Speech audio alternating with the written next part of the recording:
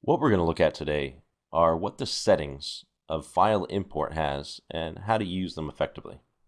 So the first thing we want to do is go ahead and look at an import surface. So I'm going to grab just an intake pipe. Now this is a parasolid file, and what you'll see is a series of settings here. So the first is the import mode, and what this will define is essentially where the part is going to go within the STAR-CCM Plus tree. So an imported part will go into the parts section underneath geometry. Imported as a region will go directly into regions and bypass the geometry section of the tree. As we move down, you'll see some of the more detailed import operations.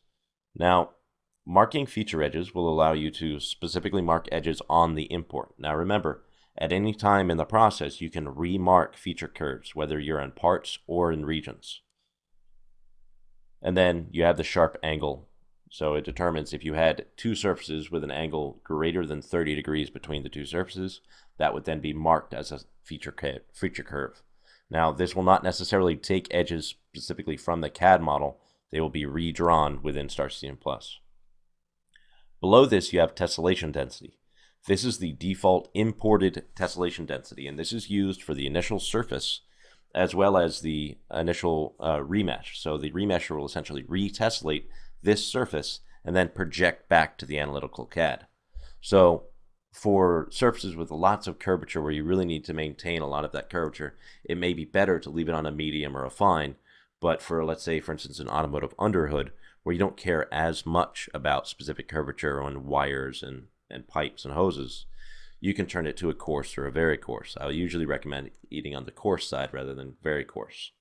Now, the one thing that is different between parts and regions is when you are in regions, this tessellation density is fixed once you import the part. Now, if you import into parts, you then can retessellate at any time during the process if you need to change specific tessellation on a particular part. Let's say, for instance, you bring in an automotive underhood and you tessellate it very coarse, but you retessellate the hood and the body components to be medium in order to capture more curvature. And then finally, we have a couple checkboxes here. So you have merge parts by name. And what this will do is when imported into parts only, you'll be able to change. So essentially, if you had 5 chips in your assembly, it will then bring in those 5 chips as a singular part called chips. So if you uncheck that, it will bring in 5 chips as 5 parts. And the final setting here is create part contacts from coincident faces. And what this means is if you have matching patch data on 2 different parts, it will create a contact and merge the faces automatically.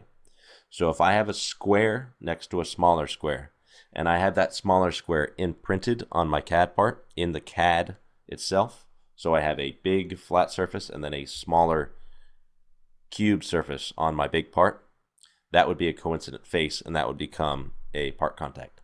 I generally leave this unchecked. Finally, we have the import option for creating scenes. Now, you can create a scene at any time, but what this will do is automatically generate a geometry scene after you import the part. So for smaller, simpler cases where you know it's not going to be gigantic or hard to view, then you can certainly leave this checked. If this is a case where you have thousands of parts and lots of things to look at, sometimes I uncheck this and only look at the things I want to after the import process is done. So in general, those are the different methods of bringing in surfaces into STAR-CCM Plus and the different things that you can do with them. Thank you.